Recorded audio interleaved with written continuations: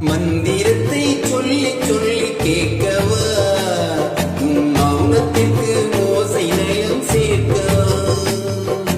மந்திரத்தை சொல்லி சொல்லி கேட்கவா, உன் மௌனத்திற்கு